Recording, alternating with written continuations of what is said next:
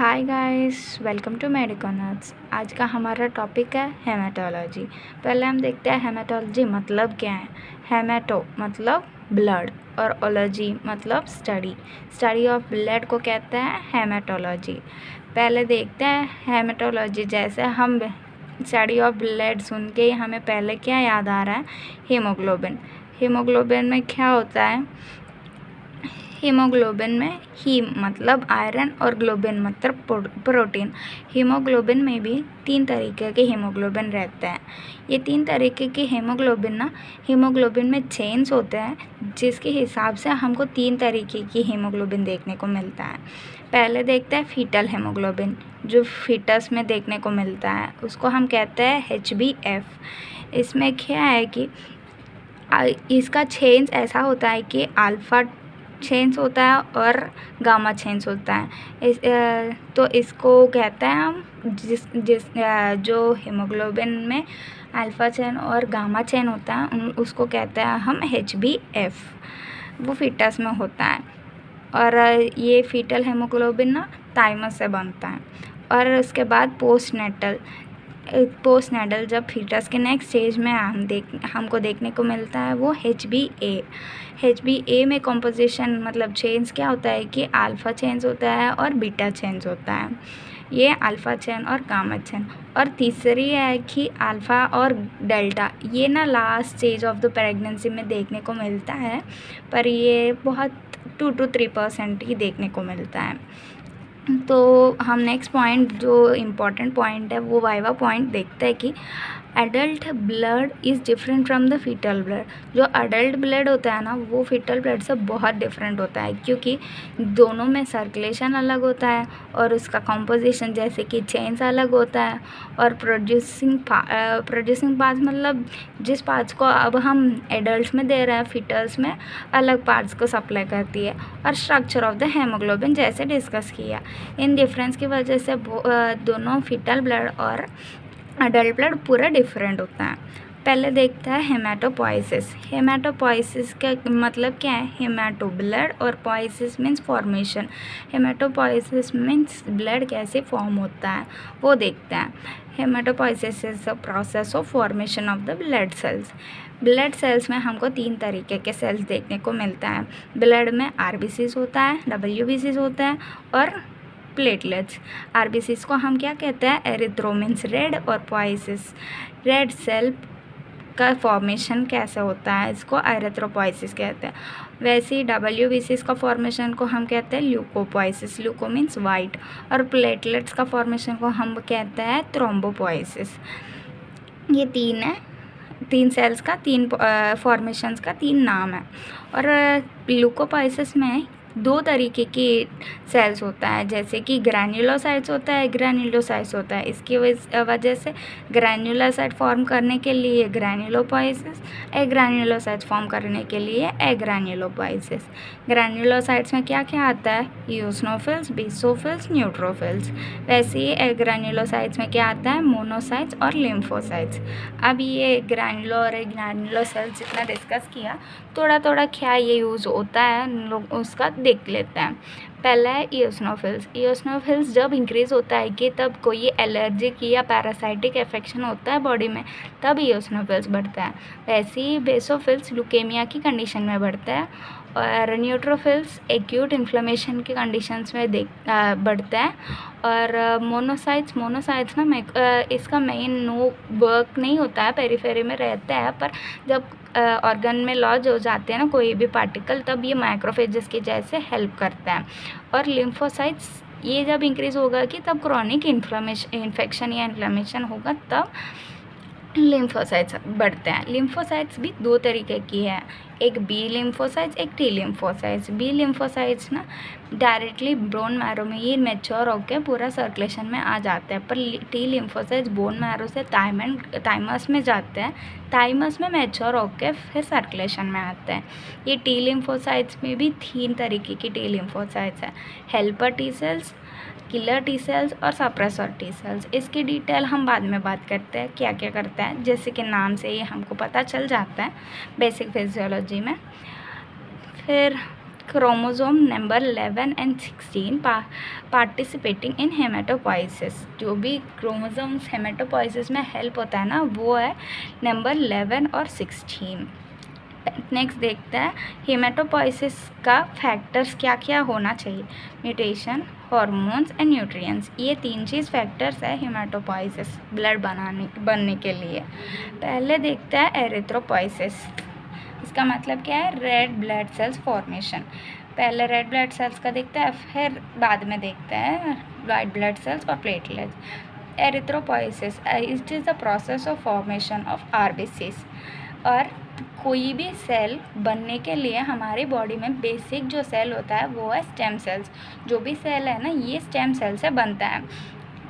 Stem cells क्या होता है? Common cell that produces all the other cells in the body, उसको कहते हैं हम स्टेम सेल्स।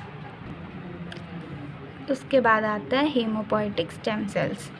जो स्टेम सेल्स हेमोपोइसिस में हेल्प होता है उसको कहते हैं haemopoietic stem cells, HSC। Stem cells present in the bone marrow, जो बोन मैरो में रहते हैं स्टेम सेल्स, और डिलीवरी के बाद वो ब्लड सेल्स को बनाते हैं, उसको कहते हैं haemopoietic stem sales. Haemopoietic stem sales में भी 2 तरीके की स्टेम सेल्स हैं, एक माइलॉइड, एक लिम्फॉइड। माइलॉइड स्टेम सेल्स और लिम्फॉइड स्टेम सेल्स, जैसे कि बहुत सारे सेल्स को बनाना है ना, हेमोपोइटिक एक ही सेल है जिसमें से आरबीसी, डब्ल्यूबीसी, प्लेटलेट्स, इतने सारे सेल्स, और उसमें डब्ल्यूबीसी में ग्रैन्युलोसाइट्स है, ग्रैन्युलोसाइट्स, फिर टी लिम्फोसाइट्स, लिम्फोसाइट्स में टी और बी, और टी में भी 3 तरीके। इतना सेल्स बनाने के लिए 2 तरीके की स्टेम सेल्स चाहिए, एक तो माइलॉइड, एक लिम्फॉइड। पहले देखते हैं माइलॉइड। माइलॉइड स्टेम सेल्स ये एक कॉलोनी फैक्टर फॉर्मिंग यूनिट है, उसमें 3 तरीके की सेल्स बनता है। पहले बनता है एरिथ्रोसाइट्स, फिर ग्रैन्युलोसाइट्स और मेगाकैरियोसाइट्स। एरिथ्रोसाइट्स मतलब आरबीसीज, ग्रैन्युलोसाइट्स मतलब बेसोफिल्स, न्यूट्रोफिल्स एंड इओसिनोफिल्स, मेगाकैरियोसाइट्स मतलब मोनोसाइट्स और प्लेटलेट्स। लिम्फोसाइट्स बनाने के लिए अलग सी लिम्फॉइड स्टेम सेल है, वो बाद में डिस्कस कर लेते हैं। पहले देखते हैं एरिथ्रोसाइट्स।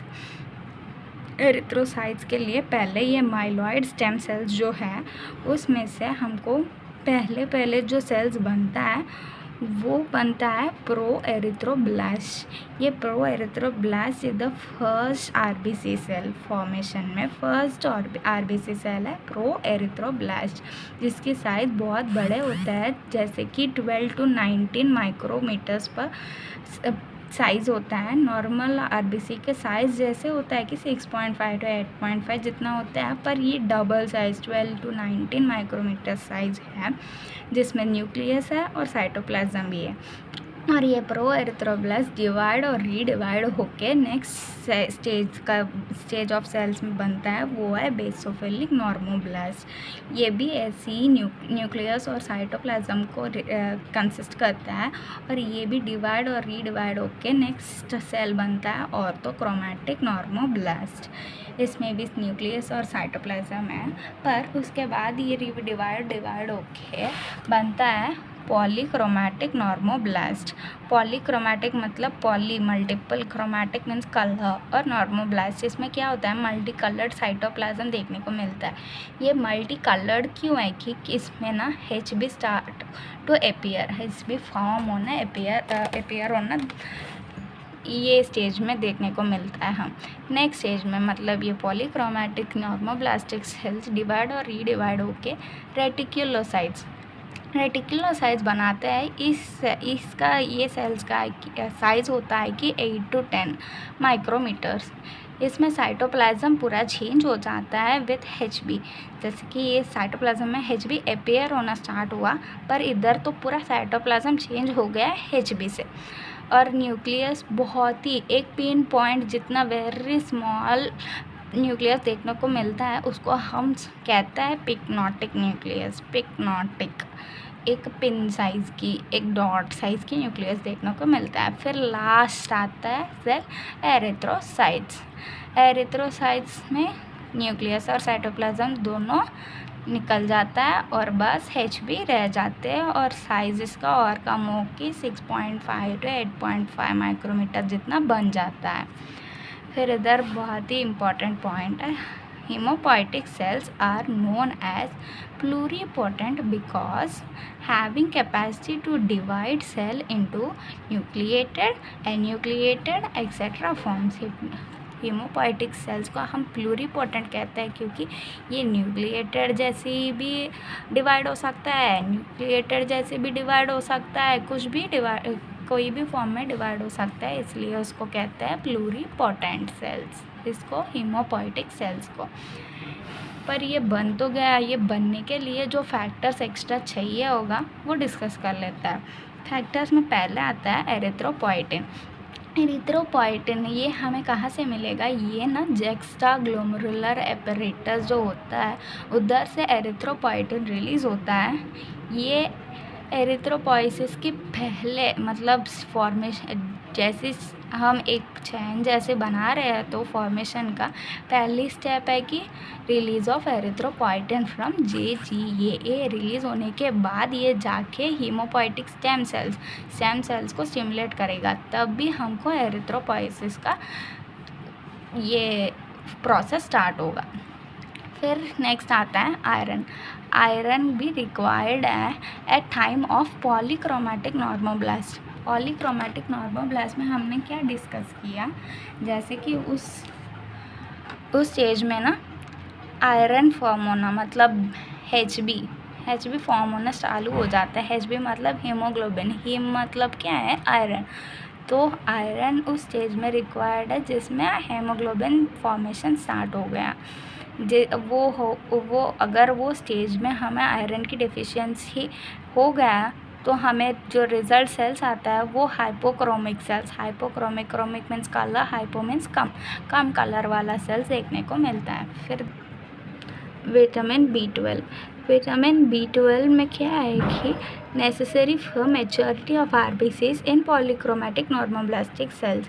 ये भी पॉलीक्रोमैटिक स्टेज में ही यूज़ होता है, पर ये ना RBC हेमोग्लोबिन में नहीं, मैच्योरिटी की RBC की मैच्योरिटी में हेल्प करता है।